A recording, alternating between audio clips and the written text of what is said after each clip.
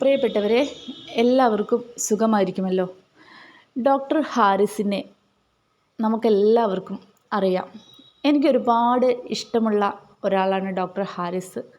നിങ്ങളെല്ലാവരെയും പോലെ തന്നെ അദ്ദേഹത്തിൻ്റെ തുറന്നുപറച്ചിൽ മുതലാണ് ഞാനും അദ്ദേഹത്തെ അറിയാൻ തുടങ്ങിയത്. ഒരുപക്ഷെ അതിന് മുന്നേ അറിയുന്ന ആളുകളുണ്ടായിരിക്കും, പക്ഷേ എനിക്ക് അറിയാൻ തുടങ്ങിയത്, ഞാൻ അയാളെക്കുറിച്ച് അറിയാൻ തുടങ്ങിയത് അദ്ദേഹത്തിൻ്റെ FB പോസ്റ്റ് വൈറലായത് മുതലാണ്. ഉപകരണമില്ലാത്തതിൻ്റെ പേരിൽ ശസ്ത്രക്രിയ മാറ്റിവെക്കേണ്ടി വന്നു എന്ന ഡോക്ടർ ഹാരിസിൻ്റെ സത്യസന്ധമായ ഒരു തുറന്നു പറച്ചിൽ ശരിക്കും സർക്കാരിനെ പ്രതിരോധത്തിലാക്കുകയാണ് ഉണ്ടായത്. അതിൽ നിന്ന് കരകയറാൻ പല അടവുകളും അവർ പയറ്റി നോക്കി. സൂംബ ഡാൻസ്, പിന്നെ സ്കൂൾ സമയം, ഇനിയിപ്പോൾ ചർച്ച വഴി തിരിച്ച് വിടാൻ വെക്കേഷൻ മഴക്കാലത്ത് ഫൈനൽ അവധി മഴക്കാലത്തേക്ക് മാറ്റിയാൽ എന്താ എന്നുള്ളൊരു ചർച്ച പോലും അവർ വഴി തുറന്നു വെച്ചിരിക്കുകയാണ്. ഇതൊന്നും നടക്കാൻ പോകുന്നില്ല എന്നതാണ് സത്യം. അവർക്കറിയാം മഴക്കാലത്ത് സ്കൂള് അത് പിന്നെ അവധി കൊടുക്കുക ഇമ്പോസിബിൾ ആണെന്നുള്ള കാര്യം സർക്കാരിന് തന്നെ ബോധ്യമുണ്ട്. കാരണം കുട്ടികളുടെ സുരക്ഷയെ അത് കാര്യമായിട്ട് ബാധിക്കുമെന്ന് അവർക്ക് തന്നെ അറിയാം. വെള്ളക്കെട്ടുകളിലൊക്കെ കുട്ടികൾ കളിക്കാൻ പോകുന്നതും പിന്നെ അവർക്ക് അവധി എൻജോയ് ചെയ്യാൻ കഴിയാത്ത സാഹചര്യം ഉണ്ടാവുകയും എല്ലാം അതുപോലത്തെ ഓരോ അവസ്ഥകളൊക്കെ കണക്കാക്കുമ്പോൾ പിന്നെ വേനൽക്കാലത്തെ കഠിനമായിട്ടുള്ളൊരു ചൂടിനെ പ്രതിരോധിക്കാനുള്ള ആരോഗ്യസ്ഥിതി ഒന്നും നമ്മുടെ മക്കൾക്കില്ല. വീട്ടിൽ പല മക്കളും രാവിലെ അടിയും പിടിയൊക്കെ ഉണ്ടാക്കിയിട്ടായിരിക്കും സ്കൂളിൽ പോവുക. ചായ കുടിക്കാൻ പറഞ്ഞാൽ കേൾക്കില്ല. അവരുടെ പ്രായം അതാണ്, ഓരോ വാശിയാണ്. ഇന്നത്തെ സ്വഭാവമായിരിക്കില്ല നാളത്തെ സ്വഭാവം. ഇങ്ങനെ സമയത്തിന് തിന്നും കുടിക്കുകയൊന്നും ചെയ്യാത്ത മക്കൾ ഈ കടുത്ത വേനൽക്കാലത്ത് സ്കൂളിലേക്ക് പോകുമ്പോൾ അവർക്ക് ആ ഒരു ചൂടിനെ പ്രതിരോധിക്കാൻ അവർക്ക് കഴിയില്ല. ഞാൻ വിഷയം മാറിപ്പോയതല്ല, ഇതൊക്കെ സർക്കാരിന് തന്നെ അറിയാം ഇമ്പോസിബിൾ ആണെന്ന്. പക്ഷേ ഡോക്ടർ ഹാരിസിൻ്റെ പ്രസ്താവന അല്ലെങ്കിൽ അദ്ദേഹത്തിൻ്റെ തുറന്നു പറച്ചിൽ മൂലമുണ്ടായ ക്ഷീണത്തെ മറികടക്കാൻ വേണ്ടിയിട്ട് സർക്കാർ കാണിക്കുന്ന ഓരോ ഉഡായിപ്പുകളാണ് ഇതുപോലെയുള്ള ഓരോ വേലത്തരങ്ങൾ എന്നാണ് എനിക്ക് പറയാനുള്ളത്. ഇനിയിപ്പോൾ അടുത്ത ഉഡായിപ്പുമായിട്ട് എന്താണ് വരിക എന്ന് എനിക്കറിയില്ല.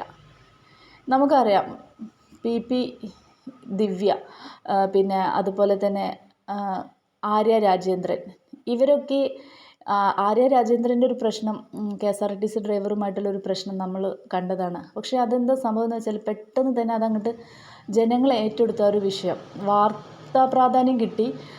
അതോടൊപ്പം കേരള ജനങ്ങൾ KSRTC ഡ്രൈവർക്കൊപ്പം നിന്നു. സ്വാഭാവികമായിട്ടും ജനപിന്തുണ ഉണ്ടെന്ന് അറിഞ്ഞതായിരിക്കും KSRTC ഡ്രൈവർ ആ സമയം ധൈര്യമായിട്ട് മുന്നോട്ട് പോകാൻ തീരുമാനിച്ചത് ജനപിന്തുണ ഉണ്ടെന്ന് അറിഞ്ഞതുകൊണ്ടായിരിക്കും. പക്ഷേ നവീൻ ബാബുവിൻ്റെ കാര്യത്തിലേക്ക് വരുമ്പോൾ അദ്ദേഹത്തിൻ്റെ മരണശേഷം മാത്രമാണ് കൂടുതൽ വാർത്താ പ്രാധാന്യം കിട്ടിയത്. അധികാരത്തിൻ്റെ ഹുങ്കിന് നവീൻ ബാബു ഇരയായിക്കൊണ്ടിരിക്കുകയായിരുന്നു എന്നുള്ള കാര്യം അദ്ദേഹത്തിൻ്റെ മരണശേഷം മാത്രമാണ് അറിഞ്ഞത്. KSRTC ഡ്രൈവറും ആര്യ രാജേന്ദ്രനും തമ്മിലുള്ള പ്രശ്നം ആ ഒരു സ്പോട്ടിൽ വാർത്തയായതുപോലെ ഇവർക്കിടയിലുള്ള ഈ ഉദ്യോഗസ്ഥർക്കിടയിലുള്ള ആ ഒരു സ്വരച്ചേർച്ച കുറവ് നേരത്തെ തന്നെ വാർത്തയായിരുന്നുവെങ്കിൽ ഒരു പക്ഷേ ജനങ്ങളുടെ മനസ്സ് തീർച്ചയായിട്ടും നവീൻ ബാബുവിനൊപ്പം തന്നെയാകും. അങ്ങനെ ഒരു സൂയിസൈഡിൽ നിന്നൊരു പക്ഷേ നവീൻ ബാബുവിന് രക്ഷപ്പെടാമായിരുന്നു, അല്ലെങ്കിൽ അദ്ദേഹത്തിൻ്റെ കുടുംബത്തിന് ഇത്രയും താങ്ങാനാവാത്തൊരു വേദന സംഭവിക്കില്ലായിരുന്നു. ഇതെൻ്റെ ഒരു അഭിപ്രായം മാത്രമാണ്. അപ്പോൾ ഡോക്ടർ ഹാരിസിൻ്റെ കാര്യത്തിലേക്ക് വരുമ്പോൾ ഞാൻ കമ്പയർ ചെയ്യുന്നത് KSRTC ഡ്രൈവറുമായിട്ടാണ്. അപ്പോൾ എനിക്കൊരു സമാധാനം, കാരണം KSRTC ഡ്രൈവർ ധൈര്യമായി മുന്നോട്ട് പോയതുപോലെ ജനപിന്തുണയുണ്ട്. തൻ്റെ സത്യസന്ധതയെ ആരും സംശയിക്കുന്നില്ല. തൻ്റെ അഭിമാനത്തെ ജനങ്ങൾ കളങ്കപ്പെടുത്തുന്നില്ല എന്ന് മനസ്സിലാക്കിക്കൊണ്ട് വളരെ ധൈര്യപൂർവ്വം ഡോക്ടർ ഹാരിസ് മുന്നോട്ട് പോകും എന്ന് തന്നെയാണ് ഞാൻ കരുതുന്നത്. സ്വാഭാവികമായിട്ട് ഡോക്ടർ ഹാരിസ് അദ്ദേഹത്തിൻ്റെ FB പോസ്റ്റിന് താഴെ വരുന്ന ജനങ്ങളുടെ അഭിപ്രായങ്ങളും അല്ലെങ്കിൽ അദ്ദേഹത്തിൻ്റെ പേരിൽ വരുന്ന വാർത്തകൾക്ക് താഴെ വരുന്ന കമൻറ്റുകളും ഒക്കെ വായിച്ച് ജനങ്ങളുടെ മനസ്സ് അല്ലെങ്കിൽ നല്ലവരായ ജനങ്ങളുടെ പിന്തുണ എനിക്കൊപ്പം ഉണ്ടെന്ന് മനസ്സിലാക്കി എല്ലാത്തിനെയും പ്രതിരോധിക്കാനുള്ളൊരു ധൈര്യം ഡോക്ടർ ഹാരിസിന് ഉണ്ടാവും എന്ന് തന്നെയാണ് ഞാൻ കരുതുന്നത്. പിന്നെ ഇവർക്ക് ഈ ഇടതിന് അധികാരത്തിൻ്റെ ഹുങ്ക് കുറച്ച് കൂടുതലാണ്. അത് നമ്മൾ പല സാഹചര്യങ്ങളിലായിട്ട് കണ്ടതാണ്. ഒരു കാര്യം ഉറപ്പിച്ച് പറയാം, നമ്മുടെ CJPയിൽ നിന്നുള്ള അല്ലെങ്കിൽ CPMൽ നിന്നുള്ള അവസാനത്തെ ആരോഗ്യമന്ത്രിയാണ് വീണ ജോർജ്. ഇനി അവർക്ക് ഭരണമേ കിട്ടില്ല, തുടർഭരണം കിട്ടില്ല എന്ന് ഇവർക്ക് തന്നെ ഉറപ്പുണ്ട്. CJPക്കും CPMനും തന്നെ ഉറപ്പുണ്ട് തുടർഭരണം കിട്ടില്ലെന്ന്. പക്ഷേ പ്രതിപക്ഷത്തെങ്കിലും തങ്ങൾ എത്താൻ വേണ്ടിയിട്ടുള്ള നാടകങ്ങളാണ് ഈ അടുത്തിടെ അരങ്ങേറിക്കൊണ്ടിരിക്കുന്നത്. അതിൻ്റെ ഒരു ഭാഗമായിട്ടാണ് കോൾ റെക്കോർഡ് ലീക്കായി എന്നുള്ളൊരു വാർത്ത വന്നത്. സ്ക്രിപ്റ്റ് എഴുതി കൊടുക്കുന്നു, അതേപോലെ 2 ആളുകൾ ഫോൺ ചെയ്യുന്നു, റെക്കോർഡാക്കുന്നു, അത് മാധ്യമങ്ങൾക്ക് എത്തിച്ചു കൊടുക്കുന്നു. എന്നിട്ട് പേരോ എങ്ങനെയോ ലീക്കായി.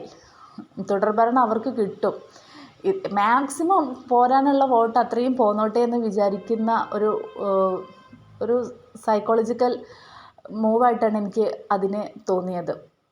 പക്ഷേ അതൊന്നും ഇവിടെ വില പോകുമെന്ന് ഞാൻ വിചാരിക്കുന്നില്ല.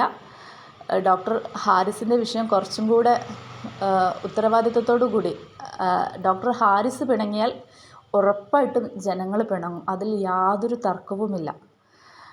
മെഡിക്കൽ കോളേജ് തകർന്നു വീണ ഒരു വീട്ടമ്മ മരിച്ചതും, ഇലക്ട്രിസിറ്റി ലൈനിൽ നിന്ന് ഷോക്കേറ്റ ഒരു വിദ്യാർത്ഥി മരിച്ചതും,